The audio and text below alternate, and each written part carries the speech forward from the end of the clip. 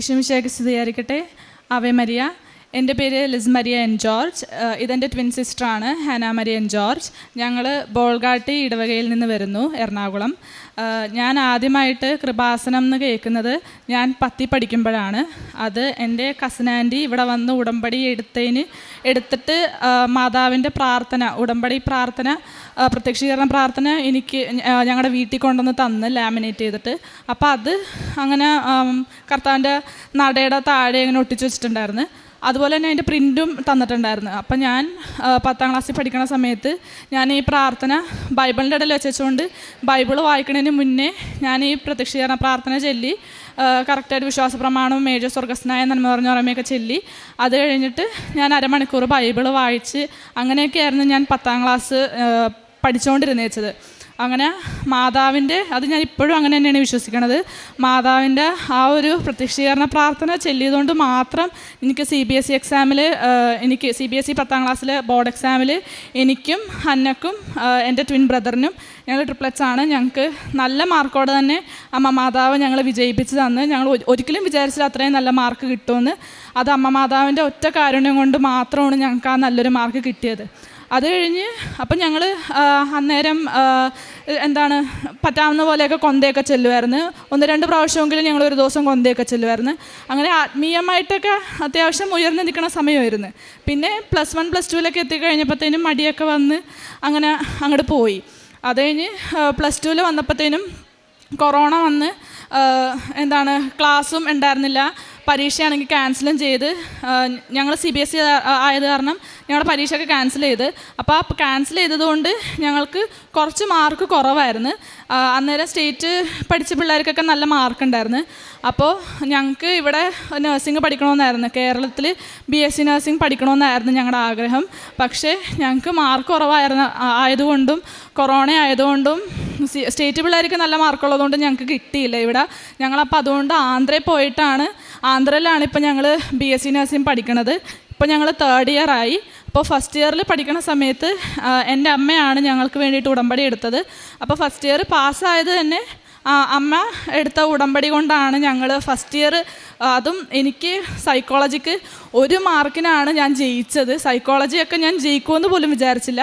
അപ്പം അങ്ങനെ മാതാവിൻ്റെ അമ്മ ഉടമ്പടി എടുത്തതുകൊണ്ട് മാത്രം ഞങ്ങൾ ഉടമ്പടിയുടെ അമ്മ മാതാവിൻ്റെ കാരുണ്യം കൊണ്ട് ഞങ്ങൾ 2 പേരും നഴ്സിംഗ് പാസ്സായി, ഫസ്റ്റ് ഇയർ പാസ്സായി. സെക്കൻഡ് ഇയർ കഴിഞ്ഞപ്പോഴത്തേനും എൻ്റെ ക്യുമുലേറ്റീവ് റെക്കോർഡ്, അതായത് 4 ഇയേഴ്സ് നമ്മൾ ഒരു റെക്കോർഡ് ബുക്കേ നമുക്ക് ഉണ്ടാവുള്ളൂ, ഒരു നഴ്സിംഗ് ക്യുമുലേറ്റീവ് റെക്കോർഡേ ഉണ്ടാവുള്ളൂ. അപ്പോൾ ഈ നഴ്സിംഗ് ക്യുമുലേറ്റീവ് റെക്കോർഡ് ഞാൻ ക്രിസ്മസിന് നാട്ടിൽ വന്നതിന് മുന്നേ എൻ്റെ ക്ലാസ് ടീച്ചർ ചോദിച്ചപ്പോൾ ഞാൻ കൊടുത്ത്. അപ്പം ഞാൻ തിരിച്ച് വാങ്ങിച്ചെന്നാണ് ഞാൻ വിചാരിച്ചത്, പക്ഷെ എനിക്ക് തിരിച്ച് കിട്ടിയില്ല. അപ്പം ഞാൻ തിരിച്ച് ജാനുവരി കോളേജിൽ പോയപ്പോഴത്തേനും എൻ്റെ ബാഗ് തുറന്ന് നോക്കിയപ്പോൾ ഞാൻ കണ്ടില്ല, എൻ്റെ റെക്കോർഡ് ബുക്ക് ഞാൻ കണ്ടില്ല. അപ്പം ഞാൻ നേരെ പോയി ചെന്ന് ചോദിച്ചത് ഈ ക്ലാസ് ടീച്ചറിൻ്റെ അടുത്താണ്. അപ്പോൾ ക്ലാസ് ടീച്ചർ അപ്പം തന്നെ എൻ്റെ അടുത്ത് പറഞ്ഞ്, നിൻ്റെ ബുക്ക് എൻ്റെ കയ്യിലൊന്നുമില്ല, ഞാൻ എന്തെങ്കിലും ഒരു സാധനം എടുക്കണമെങ്കിൽ ഞാൻ ഇവിടെ വെച്ചിട്ട് തന്നെ പോവുള്ളൂ, നീ നിൻ്റെ ക്ലാസ്സിൽ പിള്ളേരോടൊക്കെ ചോദിക്ക്, ഞാൻ എന്തായാലും എടുത്തിട്ടില്ല എന്ന് പറഞ്ഞിട്ട് അങ്ങനെ കൈമലർത്തി. അപ്പം ഞാൻ എൻ്റെ ക്ലാസ്സിലെ പിള്ളേരോടൊക്കെ എല്ലാ ദിവസവും രാത്രി ഡ്യൂട്ടിയും കഴിഞ്ഞ് ക്ലാസ്സും കഴിഞ്ഞ് ഹോസ്റ്റലിൽ വരാൻ നേരത്തെ എല്ലാ പിള്ളേരെയും റൂമിൽ ചെന്നിട്ട് എൻ്റെ റെക്കോർഡ് ബുക്ക് കണ്ടെങ്കിൽ നിങ്ങൾ ആരെങ്കിലും ഒന്ന് എടുത്തിട്ടുണ്ടെങ്കിൽ എനിക്ക് തിരിച്ചു തന്നുമെന്ന് എല്ലാ രാത്രിയും ഞാനങ്ങനെ ചോദിച്ചുകൊണ്ട് നടക്കുമായിരുന്നു. പിള്ളേരുടെ ആരുടെയും കയ്യിലില്ല എന്ന് മനസ്സിലാക്കിയപ്പോഴത്തേനും ഞാൻ അത് മാഡത്തിനടുത്ത് പോയി ചെന്ന് പറഞ്ഞു. 2-3 ദിവസം കഴിഞ്ഞപ്പോൾ തന്നെ എൻ്റെ ക്ലാസ് കോർഡിനേറ്ററിൻ്റെ അടുത്ത് ഞാൻ പോയി ചെന്ന് പറഞ്ഞ്, ഇങ്ങനെ ബുക്കൊന്നും ആരുടെയും കയ്യിലില്ല എന്നാണ് പറയണത് മാഡം എന്ന് പറഞ്ഞപ്പോഴത്തേനും മാഡം പറഞ്ഞ്, ബുക്കില്ലാണ്ട് നീ എങ്ങനെ പരീക്ഷ എഴുതും, പ്രാക്ടിക്കൽ എക്സാം നിനക്ക് അറ്റൻഡ് ചെയ്യാൻ പോലും പറ്റൂലല്ലോ, നീ തോറ്റു പോവും എന്നൊക്കെ പറഞ്ഞിട്ട് എന്നെ വല്ലാണ്ട് അങ്ങോട്ട് തളർത്തി. അപ്പോൾ എനിക്കറിയാൻ പാടില്ല ഞാൻ എന്ത് ചെയ്യും, ഈ റെക്കോർഡില്ലാണ്ട് ഞാൻ എന്ത് ചെയ്യുമെന്ന് ഞാൻ വിചാരിച്ച് എനിക്ക് ടെൻഷനായി. അപ്പം ഞാനത് എൻ്റെ അമ്മയടുത്ത് പറഞ്ഞ്, അമ്മ ഞാൻ ഓൺലൈൻ ഉടമ്പടി എടുത്ത്, ഞാൻ പേടിച്ചിട്ട് ഞാൻ അവിടെ വെച്ച് തന്നെ ജാനുവരിയിൽ ഓൺലൈൻ ഉടമ്പടി എടുത്തിട്ട് ഞാൻ ആദ്യം വെച്ച നിയോഗം ഇതാണ്, എൻ്റെ നഴ്സിംഗ് ക്യുമുലേറ്റീവ് റെക്കോർഡ് കിട്ടണമെന്നാണ്. അപ്പോൾ ഫസ്റ്റ് ഇയർ ഞങ്ങൾക്ക് ഫസ്റ്റ് പ്രാക്ടിക്കൽ എക്സാം കഴിഞ്ഞിട്ടാണ് ഞങ്ങൾക്ക് തിയറി എക്സാം വന്നത്. പക്ഷേ സെക്കൻഡ് ഇയർ ആയപ്പോഴത്തേനും നേരെ തിരിഞ്ഞ് ഫസ്റ്റ് തിയറി എക്സാം കഴിഞ്ഞിട്ട് പിന്നെ പ്രാക്ടിക്കൽ എക്സാം ആയിരുന്നു. അപ്പോൾ അത് അമ്മ മാതാവ് യൂണിവേഴ്സിറ്റിയിൽ പോയിട്ട് അത് മാറ്റിയതെന്നാണ് എൻ്റെ വിശ്വാസം. അല്ലെങ്കിൽ ഞാൻ തോറ്റു പോയാനേ ചിലപ്പോൾ. അപ്പം സെക്കൻഡ് ഇയറിൽ മാഡം എൻ്റെ അടുത്ത് അങ്ങനെ ഞാൻ തോറ്റു പോവും, എനിക്ക് റെക്കോർഡൊന്നും കിട്ടാൻ പോകില്ല എന്നൊക്കെ പറഞ്ഞ് എന്നെ ഭയങ്കരമായിട്ട് തളർത്തിയപ്പോഴത്തേനുമാണ് ഞാനിങ്ങനെ ഓൺലൈനായിട്ട് ഉടമ്പടി എടുത്തത്. ഓൺലൈനായിട്ട് ഉടമ്പടി എടുത്ത് ഞാൻ വെളുപ്പിനെ 5:30 എഴുന്നേറ്റ് പ്രാർത്ഥിക്കും, കൊന്ത ചെല്ലും. ഞാൻ ഒരുപാട് കൊന്ത ചെല്ലുമായിരുന്നു സെക്കൻഡ് ഇയറിൽ ഇത് കിട്ടാൻ വേണ്ടിയിട്ട്, ക്യുമുലേറ്റീവ് റെക്കോർഡ് കിട്ടാൻ വേണ്ടിയിട്ട്. പക്ഷേ എന്തോ ക്യുമുലേറ്റീവ് റെക്കോർഡ് എനിക്ക് കിട്ടിയേയില്ല. എൻ്റെ കയ്യിൽ എനിക്ക് ആരും പറഞ്ഞില്ല ക്യുമുലേറ്റീവ് റെക്കോർഡ് എവിടെ പോയെന്നോ ഒന്നും അറിയില്ല. ആരുടെ കയ്യിൽ ഇല്ലെന്നാണ് പറഞ്ഞുകൊണ്ടിരുന്നത് വെച്ചാൽ. എന്നിട്ട് അപ്പം എൻ്റെ അമ്മ പറഞ്ഞ്, ഞാൻ അമ്മേനെ വിളിച്ചപ്പോഴത്തേനും അമ്മ പറഞ്ഞ്, നീ ഇങ്ങനെ പ്രിൻസിപ്പൽ മാഡത്തിൻ്റെ അടുത്തൊന്ന് പോയി ചോദിച്ച് നോക്ക്, പുതിയ ബുക്ക് വാങ്ങിക്കാൻ പറ്റുമോ എന്ന് പറയുമ്പോൾ എനിക്ക് ഭയങ്കര പേടിയായി. കാരണം ആ പ്രിൻസിപ്പൾ കുറച്ച് വഴക്കുണ്ടാക്കുന്ന ടൈപ്പായത് പറഞ്ഞാൽ ഞാൻ പറഞ്ഞു, അതിൻ്റെ ആവശ്യമുണ്ടോ അമ്മേ, നമുക്ക് പ്രാർത്ഥിച്ചാൽ പോരെ എന്ന് പറഞ്ഞപ്പോൾ അമ്മ പറഞ്ഞു, നീ ഒന്ന് പോയി ചെന്ന് ചോദിക്കുകയെന്ന് പറഞ്ഞു. അപ്പോൾ പിറ്റേ ദിവസം ഞാൻ എന്ത് ചെയ്തു, ഞാൻ ഉടമ്പടി കാശ് രൂപ ഉണ്ടായില്ല എൻ്റെ കയ്യിൽ, പകരം എൻ്റെ കയ്യിൽ ഉടമ്പടി ഉപ്പുണ്ടായിരുന്നു. അമ്മ ഉടമ്പടി എടുത്തതുകൊണ്ട് അമ്മയുടെ കയ്യിൽ ഉടമ്പടി ഉപ്പുണ്ടായിരുന്നു. അപ്പോൾ ആ ഉടമ്പടി ഉപ്പ് ഞങ്ങൾക്ക് തന്നു വിട്ടിട്ടുണ്ടായിരുന്നു. അപ്പം ഞാൻ ഈ ഉടമ്പടി ഉപ്പും കൊണ്ടാണ് ഞാൻ പോയത്. ഉടമ്പടി ഉപ്പും കൊണ്ട് പോയിട്ട് ഞാൻ പ്രിൻസിപ്പൽ റൂമിൻ്റെ ഫ്രണ്ടിൽ ആ കട്ടിലയുടെ സൈഡിലായിട്ട് മൂലക്കായിട്ട് ഞാൻ ഉടമ്പടി ഉപ്പിട്ട് വിശ്വാസ പ്രമാണം ചൊല്ലി ഞാൻ മാതാവിൻ്റെ പ്രത്യക്ഷീകരണ പ്രാർത്ഥനയൊക്കെ ചൊല്ലി എനിക്ക് കാണാപ്പാടുമാണ് പ്രത്യക്ഷീകരണ പ്രാർത്ഥന. പക്ഷേ ഞാൻ അവിടെ ഇരുന്ന് അങ്ങോട്ടും ഇങ്ങോട്ടും നടന്ന് എൻ്റെ വായിലുപ്പിടുന്ന് എനിക്ക് പറയാൻ നേരത്ത് പേടിയാണ്, സംസാരിക്കാനൊക്കെ പേടിയാണ് പ്രിൻസിപ്പളിനോട്. അപ്പം എൻ്റെ വായിൽ ഞാൻ ഉപ്പിട്ടിട്ട് വിശ്വാസ പ്രമാണം ചൊല്ലി പ്രാർത്ഥിക്കണ്, അങ്ങോട്ടും ഇങ്ങോട്ടും നടന്ന് പ്രാർത്ഥിക്കണ്. അങ്ങനെ അപ്പം പുതിയ ക്ലാസ് ടീച്ചറായിരുന്നു. പുതിയ ക്ലാസ് ടീച്ചർ തന്നെയാണ് എനിക്ക് വേണ്ടിയിട്ട് പോയി ചെന്ന് സംസാരിച്ചത്. എനിക്ക് പോലും പോയി ചെന്ന് സംസാരിക്കേണ്ടി വന്നില്ല. അപ്പം പ്രിൻസിപ്പൽ മാഡം പറഞ്ഞ് പുതിയ ബുക്ക് വാങ്ങിച്ചോളാൻ പറഞ്ഞേക്ക് എന്ന് പറഞ്ഞ്. അപ്പോൾ എനിക്ക് അത്ഭുതമായി പോയി. ഞാൻ ചോദിച്ചു, എന്താണ് മാഡം എന്താ പ്രിൻസിപ്പൽ മാഡം എന്താ പറഞ്ഞതെന്ന് ചോദിച്ചപ്പോഴത്തേനും പറഞ്ഞ്, നീ പുതിയ ബുക്ക് വാങ്ങിച്ചോ എന്ന് പറഞ്ഞു. അപ്പം ഞാൻ ഞെട്ടിപ്പോയി. ഞാൻ ചോദിച്ചു, അത്രയും പറഞ്ഞുള്ളൂ എന്ന് ചോദിച്ചു. എന്താ അത്രയും പോരേന്ന് ചോദിച്ചു. അപ്പം ഞാൻ ഞെട്ടി. എനിക്കറിയാൻ പാടില്ല, ഇനി പുതിയ ബുക്ക് വാങ്ങിക്കണം. അപ്പം എനിക്ക് അന്നേരം തന്നെ ഞങ്ങളുടെ കോളേജിൽ ഫോണൊന്നും അലൗഡ് അല്ലാത്ത കാരണം അന്നേരം എനിക്കെന്തോ കാര്യത്തിന് ഫോൺ കിട്ടി. അപ്പം അങ്ങനെ ഞാൻ ഓൺലൈനായിട്ട് ബുക്ക് ഓർഡർ ചെയ്ത് അത് പറഞ്ഞ സമയത്തിന് മുന്നേ എനിക്ക് വന്ന് കിട്ടി. അത് എനിക്ക് എക്സാമിൻ്റെ ടൈമായിരുന്നു. അപ്പം മാർച്ചിലെ എക്സാമിൻ്റെ ടൈമിലായിരുന്നു എനിക്ക് ബുക്ക് കിട്ടിയത്. പുതിയ ബുക്ക് ഞാൻ വാങ്ങിച്ചത്. പുതിയ ബുക്ക് കിട്ടി. ഞാൻ എല്ലാവർക്കും ഫസ്റ്റ് ഇയറിലും സെക്കൻഡ് ഇയറിലും പ്രാക്ടിക്കലിൻ്റെ എല്ലാ സാധനങ്ങളും സൈനും എല്ലാം ഉണ്ട്. എനിക്ക് മാത്രം സെക്കൻഡ് ഇയറിൽ മാത്രമേ സൈനുള്ളൂ. First ഇയറിലാണെങ്കിൽ full ബ്ലാങ്കാണ്. അപ്പം എനിക്കാണെങ്കിൽ അതൊന്ന് ജസ്റ്റ് തിരിച്ച് നോക്കിക്കഴിഞ്ഞ് കഴിഞ്ഞാൽ എക്സ്റ്റേണൽ ചോദിക്കും, എന്താണ് കാര്യമെന്ന് ചോദിക്കും. എനിക്കപ്പോൾ അതിന് ഉത്തരം പറയേണ്ടി വരും. ഉത്തരം പറഞ്ഞു കഴിഞ്ഞാൽ കുറേ ക്വസ്റ്റ്യൻസ് വേറെ ചോദിക്കും. എങ്ങാനും തോറ്റു പോകുന്നുള്ള പേടിയായിരുന്നു എനിക്ക്. പക്ഷേ എന്നാലും ഞാൻ ഓൺലൈൻ ഉടമ്പടിയിലായിരുന്നത് കാരണം എനിക്ക് ഓരോ പ്രാവശ്യം സൈൻ ചെയ്യാൻ പോകാൻ നേരത്ത് ഞാൻ ഉടമ്പടി ഉപ്പ് ഇട്ടിട്ടാണ് ഞാൻ പോയിക്കൊണ്ടിരുന്നത്. അങ്ങനെ സൈനൊക്കെ കിട്ടി. പ്രാക്ടിക്കൽ ദിവസം മാഡം എൻ്റെ ബുക്ക് വാങ്ങിച്ച് എക്സ്റ്റേണലും കൊടുത്ത് എക്സ്റ്റേണൽ സൈൻ ഇട്ട് എല്ലാ ആൾക്കാരുടെയും ബുക്ക് സൈൻ ചെയ്യണത് പോലെ തന്നെ എൻ്റെ ബുക്കും സൈൻ ചെയ്ത് എനിക്ക് കിട്ടി. ഒരു ഒറ്റ കുഞ്ഞു പോലും വിചാരിച്ചില്ല എൻ്റെ ബുക്ക് എനിക്ക് തിരിച്ചു കിട്ടിയെന്ന് എല്ലാ പിള്ളേരും വിചാരിച്ചത്. അപ്പം സൈനൊക്കെ ചെയ്ത് കഴിഞ്ഞപ്പോഴത്തേനും പിള്ളേരുടെ അടുത്ത് ചോദിച്ചു, നിനക്ക് നിൻ്റെ ബുക്ക് കിട്ടിയോയെന്ന് ചോദിച്ചു. ഞാൻ പറഞ്ഞില്ല, ഞാൻ പുതിയ ബുക്ക് വാങ്ങിച്ചാണെന്ന് പറഞ്ഞപ്പോൾ എല്ലാവരും ഞെട്ടി. കാരണം ഈ 4 വർഷവും കൂടെ ഒറ്റ ബുക്കേ പാടുള്ളൂ. ഈ ഒരു ബുക്കില്ലെങ്കിൽ നിങ്ങൾക്ക് ഈ 4 വർഷം നിങ്ങൾ പാസ്സാവൂല എന്നാണ് ഞങ്ങളുടെ ടീച്ചേഴ്സൊക്കെ പറഞ്ഞുകൊണ്ടിരുന്നത്. അവിടെ അമ്മ മാതാവ് ഇടപെട്ട് എനിക്ക് പുതിയ ബുക്ക്, അതായത് ഫസ്റ്റ് ഇയർ ഇല്ല, എനിക്ക് ഫസ്റ്റ് ഇയർ ഫുള്ള് ബ്ലാങ്ക് ആയിട്ട് സെക്കൻഡ് ഇയർ അമ്മ മാതാവ് എനിക്ക് സൈൻ ചെയ്ത് തന്ന് തോക്കുമെന്ന് വിചാരിച്ച് ഞാൻ സെക്കൻഡ് ഇയറിൽ ഫസ്റ്റ് ക്ലാസ്സോടെ ഞാൻ പാസ്സായി. അങ്ങനെ എനിക്ക് മാതാവ് ഈ 2 കാര്യങ്ങൾ എനിക്ക് മാതാവിലൂടെ ഈശോ എനിക്ക് ചെയ്തു തന്ന് അതിന് ഞാൻ ഒരുപാട് നന്ദി പറയുന്നു. ഇനി ഞാൻ എൻ്റെ ട്വിൻ സിസ്റ്ററിന് കൊടുക്കും. എൻ്റെ പേര് ഹന്ന മരിയ എൻ ജോർജ്. ഞാനിപ്പോൾ 3rd ഇയർ BSc നഴ്സിംഗ് ആണ് പഠിക്കുന്നത്. ഞാൻ ആന്ധ്രയിലാണ്. ഞങ്ങൾ 2 പേരും. എനിക്ക് കിട്ടിയ, ഞാൻ വളരെ കോയിൻസിഡൻ്റ് ആയിട്ടാണ് ഇവിടെ വന്ന് ഉടമ്പടി എടുത്തത്. ഉടമ്പടി എടുക്കാനുള്ള മെയിനായിട്ടുള്ള റീസൺ എന്ന് പറഞ്ഞാൽ ഞാൻ ഭയങ്കര മെൻ്റലി സ്ട്രെസ്ഡ് ആയിരുന്നു. കാരണം കോളേജിൽ എപ്പോഴും പ്രശ്നങ്ങളായിരുന്നു. എന്ത് പ്രശ്നം വരുമ്പോഴും അത് എൻ്റെയും ഇവളുടെയും പേരിലായിരിക്കും വരുന്നത്. ഞങ്ങൾ പോലും അറിയില്ലാത്ത കുറേ ട്രബിൾസിലൊക്കെ പേര് വരുന്നത് എൻ്റെ ഇവളുടെ പേരായിരിക്കും. അപ്പോൾ അത് ഞങ്ങൾ അറിയുന്നില്ല. പിന്നെ അത് വേറെ ആരെങ്കിലും പറഞ്ഞു വരുമ്പോഴായിരിക്കും അറിയണത്, നിങ്ങളാണ് ചെയ്തതെന്നാണ് പറയണത്, നിങ്ങൾക്ക് വല്ല ബന്ധമുണ്ടോ എന്ന് ചോദിക്കും. അപ്പോൾ ഞങ്ങൾ പറയും, ഞങ്ങൾക്കൊന്നും അറിയില്ല, ഞാൻ ഇതിനെപ്പറ്റിയൊന്നും അറിഞ്ഞില്ല. അങ്ങനെ ഭയങ്കരമായിട്ട് പ്രശ്നം, ഫുൾ ബ്ലാക്ക് ലിസ്റ്റിൽ തന്നെ വേണേൽ ഞങ്ങളുടെ പേര് വന്നു എന്ന് വേണേൽ പറയാം. അതുപോലെ ടീച്ചേഴ്സിൻ്റെയും പ്രിൻസിപ്പളുടെ വരെ നോട്ടപ്പുള്ളികളായി. അങ്ങനെ ഇരുന്ന് അത് കഴിഞ്ഞപ്പോൾ ഞങ്ങളുടെ ഇമേജ് മനഃപൂർവ്വം തകർക്കാൻ നോക്കുമായിരുന്നു. അവിടുത്തെ കുറച്ച് പിള്ളേരെല്ലാവരും കൂടി ചേർന്നിരുന്ന് ഞങ്ങളെപ്പറ്റി ആവശ്യമില്ലാത്ത റൂമേഴ്സൊക്കെ ഉണ്ടാക്കുമായിരുന്നു. അപ്പോൾ ടീച്ചേഴ്സിനെ തന്നെ ഞങ്ങളെപ്പറ്റി ഒരു ബാഡ് ഇമേജ് വരാൻ തുടങ്ങി. അപ്പോൾ ടീച്ചേഴ്സ് പറഞ്ഞു നിങ്ങൾക്ക് കാണിച്ചു തരാം എന്നുള്ളൊരു ചാലഞ്ച് ചെയ്യണ രീതിയിൽ ഞങ്ങളോട് സംസാരിക്കാൻ തുടങ്ങി. അങ്ങനെ ഫസ്റ്റ് ഇയറിൽ മാതാവിൻ്റെ അനുഗ്രഹം കൊണ്ട് ഞങ്ങൾ ഫസ്റ്റ് ക്ലാസ്സിൽ ഞങ്ങൾ രണ്ടുപേരും BSc നഴ്സിംഗ് പാസ്സായി. സെക്കൻഡ് ഇയറിൽ വന്നപ്പോഴത്തേക്കും ഫസ്റ്റ് ഇയറിൽ നോക്കിയപ്പോഴത്തേക്കും റിസൾട്ടിൽ ഇൻറ്റേർണൽ മാർക്സ് എനിക്ക് ഇവക്കും ഭയങ്കര കുറവായിട്ടാണ് അവർ തന്നേക്കണത്.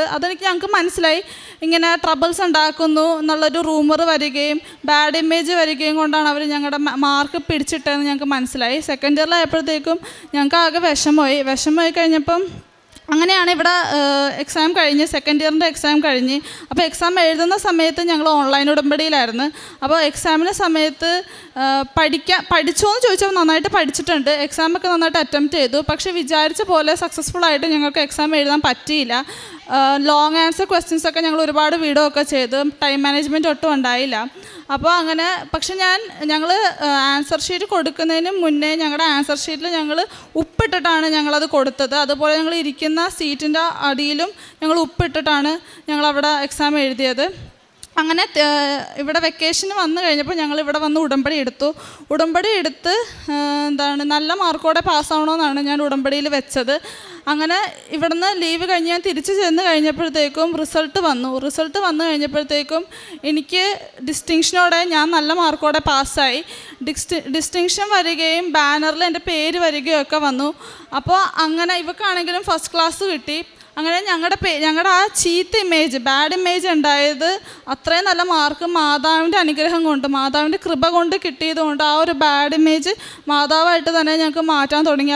അതുപോലെ തന്നെ ഞങ്ങൾ ഉടമ്പടിയിൽ ഇപ്പോൾ ജീവിക്കുന്നത് കൊണ്ട് ഞങ്ങൾക്കെതിരെ ഇപ്പോഴും ഉണ്ട് കുറേ ട്രബിൾസും കുറേ റൂമേഴ്സും. പക്ഷേ ഞങ്ങൾ എത്രത്തോളം ആൾക്കാരെ അറ്റാക്ക് ചെയ്യാൻ നോക്കുന്നോ അത്രത്തോളം തിരിച്ചാണ് മാതാവ് അവർക്ക് കൊടുക്കുന്നത്. ഞങ്ങളൊന്നും അറിയുന്നില്ല. ഞങ്ങൾ ഉടമ്പടിയിലുള്ള കാര്യങ്ങളൊക്കെ പ്രാർത്ഥിക്കുന്നുണ്ട്. പക്ഷേ ഞങ്ങൾക്ക് വേണ്ടി കളത്തിലിറങ്ങി ഞങ്ങൾക്ക് വേണ്ടി പോരാടാൻ മാതാവ് ഉണ്ടെന്ന് ഞങ്ങൾ ഇപ്പോഴും വിശ്വസിക്കുന്നു. കാരണം ഞങ്ങൾ അറ്റാക്ക് ചെയ്യാൻ നോക്കുമ്പോൾ ബൂമറാങ് പോലെയാണ് അവർക്ക് തിരിച്ച് കിട്ടുന്നത്. അത് ഞങ്ങൾ കൺമുൻപിൽ കാണുന്നുണ്ട്. അതുപോലെ തന്നെ ഞാൻ കോവിഡ് സമയത്ത് എൻ്റെ ദേഹത്ത് മൊത്തം ഭയങ്കരമായിട്ട് സിസ്റ്റും പാപ്യൂൾസൊക്കെ ഉണ്ടായിരുന്നു. നന്നായിട്ട് എനിക്ക് ചൊറിയുമായിരുന്നു, അലർജിയൊക്കെ ഉണ്ടായിരുന്നു. അപ്പോൾ ഇത് എന്ത് ചെയ്തിട്ടും മാറിപ്പോകുന്നില്ല. അങ്ങനെ ഞാൻ ഉടമ്പടിയിൽ ധ്യാനം കൂടുന്ന സമയത്താണ് അത്ഭുതകരമായ മാതാവ് തന്നെ ഇടപെട്ട് എൻ്റെ മുഖത്തുണ്ടായ കുറേ ഇറിറ്റേഷനും പാടുകളും പാപ്യൂൾസ് സിസ്റ്റൊക്കെ ഉണ്ടായിരുന്നു. എനിക്കത് ഭയങ്കര ഇറിറ്റേഷനായിരുന്നു എനിക്കത്. അതൊക്കെ മാതാവിൻ്റെ അനുഗ്രഹം കൊണ്ടും മാതാവിൻ്റെ മധ്യസ്ഥം കൊണ്ടാണ് അതെനിക്ക് മാറിപ്പോയത്. ഇപ്പം എനിക്ക് അത്രയും ഇറിറ്റേഷനും ചൊറിച്ചിലും ഒന്നുമില്ല. അങ്ങനെ മാതാവിൻ്റെ അനുഗ്രഹം കൊണ്ടാണ് ഞങ്ങൾക്ക് ഇതെല്ലാം സാധിച്ചതും. ഇപ്പം എന്ത് പ്രശ്നങ്ങളുണ്ടായാലും മാതാവ് കൂടെ ഉണ്ടെന്നുള്ളൊരു ധൈര്യം ഞങ്ങൾക്ക് രണ്ടുപേർക്കും കിട്ടി. അതുകൊണ്ട് ഒരു രീതിയിലും ഞങ്ങൾ അവിടുത്തെ കുട്ടികൾക്കൊന്നും ഞങ്ങൾ അറ്റാക്ക് ചെയ്യാൻ പോലും പറ്റുന്നില്ലാത്തൊരവസ്ഥയായി. ആത്മീയ ജീവിതത്തിൽ ഞങ്ങൾക്കുണ്ടായിരുന്ന വളർച്ചയെന്ന് പറയുന്നത് ഞങ്ങളിപ്പോൾ പണ്ടൊന്നും ഞങ്ങൾ ബൈബിൾ പോലും മര്യാദക്ക് വായിക്കില്ലായിരുന്നു. ഇപ്പോൾ ഞങ്ങൾ അരമണിക്കൂറും അതിൽ കൂടുതലൊക്കെ ഞങ്ങൾ ബൈബിൾ വായിക്കാറുണ്ട്. അതുപോലെ തന്നെ ഇവിടുന്ന് പത്രം വാങ്ങിച്ച് മാസം എൻ്റെ അമ്മ ഇവിടുന്ന് പത്രം വാങ്ങിച്ച് ഞങ്ങൾക്ക് ആന്ധ്രയിലേക്ക് കൊറിയർ അയക്കും. അപ്പോൾ തെലുങ്ക് പത്രമാണ് ഞങ്ങൾ ഇവിടുന്ന് അമ്മ അയച്ചു തന്നത്. അപ്പോൾ ഞങ്ങൾ ഈ തെലുങ്ക് പത്രം പ്രാർത്ഥിച്ച് വിശ്വാസ പ്രമാണം ചൊല്ലി ഞങ്ങൾക്ക് മാതാവേ ഞങ്ങൾക്ക് അമ്മ മാതാവ് ആഗ്രഹിക്കുന്ന ആൾക്കാർക്ക് കൊടുക്കണേ മാതാവേ എന്ന് പ്രാർത്ഥിച്ചിട്ടാണ് ഞങ്ങൾ രണ്ടുപേരും പത്രം കൊടുക്കുന്നത്. അപ്പം അങ്ങനെ പത്രം കൊടുക്കുമ്പോഴും ഞങ്ങൾക്ക് അവിടുത്തെ ഭാഷ മര്യാദക്ക് അറിയില്ലെങ്കിൽ പോലും ഞങ്ങൾ മാതാവിനെ പറ്റി എഴുതാറുണ്ട്. ഞങ്ങൾ കുറേ നല്ലോണം പറഞ്ഞു കൊടുത്തിട്ടാണ് ഓരോ ആൾക്കാർക്കും ഞങ്ങൾ പത്രം കൊടുക്കുന്നത്. അതുപോലെ തന്നെ ഞങ്ങളിപ്പോൾ എല്ലാ ദിവസവും മുടങ്ങാതെ ഞങ്ങൾ കൊന്ത ചെല്ലുന്നുണ്ട്. എന്നെക്കൊണ്ട് പറ്റുന്ന രീതിയിൽ ഞാൻ ക്ലാസ്സിൽ വെച്ചിട്ടും ഡ്യൂട്ടിയുടെ ഇടയിലും ഒക്കെ ഞാൻ കൊന്ത ചെല്ലാറുണ്ട്. ചൊവ്വാഴ്ചത്തെ ഉടമ്പടി ധ്യാനവും ആരാധനയും ഞങ്ങൾ മുടക്കാറില്ല, അതും ഞങ്ങൾ കൂടാറുണ്ട്. സങ്കീർത്തനം 18 തിരുവചനങ്ങൾ അരുളി ചെയ്യുന്നു, അങ്ങെനിക്ക് രക്ഷയുടെ പരിചയം നൽകി, അങ്ങയുടെ വലത്തുകൈ എന്നെ താങ്ങി നിർത്തി, അവിടുത്തെ വാത്സല്യം എന്നെ വലിയവനാക്കി, എൻ്റെ പാത അങ്ങ് വിശാലമാക്കി, എൻ്റെ കാലുകൾ വഴുതിയില്ല. ട്വിൻ സിസ്റ്റേഴ്സാണ് ലിസ് മരിയ എൻ ജോർജും ഹന്ന മരിയ എൻ ജോർജും. ആ മക്കൾക്ക് BSc നേഴ്സിംഗ് അവർ ആന്ധ്രയിൽ പഠിക്കുന്നു.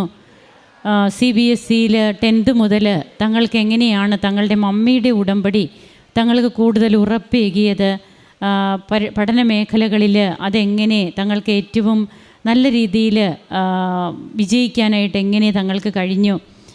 അങ്ങനെ നേഴ്സിങ്ങിന് പോയതിന് ശേഷം അവിടെ ഈ മക്കൾക്ക് ഉണ്ടാകുന്ന ബുദ്ധിമുട്ടുകൾ, കോളേജിൽ നിന്ന് അല്ലെങ്കിൽ ബാച്ച്മേറ്റിൽ നിന്നൊക്കെ ഉണ്ടാകുന്ന ബുദ്ധിമുട്ടുകളൊക്കെ എങ്ങനെയാണ് ഒരു കോട്ട കെട്ടി ഇവർക്ക് സംരക്ഷണം നൽകി ഉടമ്പടി ഇവർക്ക് ഏറ്റവും ഉറപ്പായി മാറുന്നത്.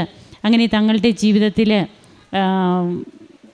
ഈശോയ്ക്കും അമ്മയ്ക്കും ഈശോയെയും അമ്മയെയും സ്നേഹിച്ച് മുമ്പോട്ട് പോകുവാനായിട്ട് ഈ മക്കൾ പരിശ്രമിക്കുന്നു. അതുപോലെ ഇവിടുന്ന് കൃപാസന പത്രമൊക്കെ, തെലുങ്ക് പത്രം, അത് മറ്റുള്ളവർക്ക് കൊടുക്കുവാനും അങ്ങനെ ബൈബിളും ജപമാലയും ഒക്കെ കൂടുതൽ തീഷ്ണതയോടെ പ്രാർത്ഥിക്കുവാനുമൊക്കെ ഈ മക്കൾക്ക് സാധിക്കുന്നു. ഒരു ക്യുമുലേറ്റീവ് റെക്കോർഡ് അതിനൊക്കെ എങ്ങനെയാണ് വെഞ്ചരിച്ച നേർച്ച വസ്തുക്കളൊക്കെ ഉപയോഗിക്കുമ്പോൾ തങ്ങൾക്ക് നഷ്ടപ്പെട്ട കാര്യം, പരീക്ഷയിൽ താൻ തോക്കുമെന്നൊക്കെ പറഞ്ഞ് തൻ്റെ ആ ഡിപ്രസീവ് മൂഡ്, അതിൽ നിന്നൊക്കെ ഈ മകൾക്ക് എങ്ങനെയാണ് മാറ്റം സംഭവിച്ചത്. ഇന്ന് കോളേജിൽ തങ്ങളെക്കുറിച്ചുണ്ടായിരുന്ന ആ ഒരു ബ്ലാക്ക് ലിസ്റ്റ് അത് ഇവർക്ക് മാറി പഠന മേഖലയിൽ തങ്ങൾ ഏറ്റവും ഉയർന്ന നിലയിലായി. അമ്മ ഞങ്ങൾക്ക് വേണ്ടി പോരാടുന്നു. അതാണ് ഈ മക്കൾ പറഞ്ഞത്. നമുക്ക് കരങ്ങളടിച്ച് ദൈവത്തെ ആരാധിക്കാം. ഈശോയ്ക്കും അമ്മയ്ക്കും നന്ദി പറയാം. അത്യപൂർവ ദൈവാനുഭവങ്ങൾ ഇനി നിങ്ങൾക്കും സ്വന്തം. ഈ യൂട്യൂബ് ചാനൽ ഇതുവരെ സബ്സ്ക്രൈബ് ചെയ്തിട്ടില്ലെങ്കിൽ ഇപ്പോൾ തന്നെ സബ്സ്ക്രൈബ് ചെയ്യുക. ഈ വീഡിയോ ഇപ്പോൾ തന്നെ നിങ്ങളുടെ സുഹൃത്തുക്കൾക്ക് ഷെയർ ചെയ്തുകൊണ്ട് കർത്താവിൻ്റെ പ്രേക്ഷിതരാകുക.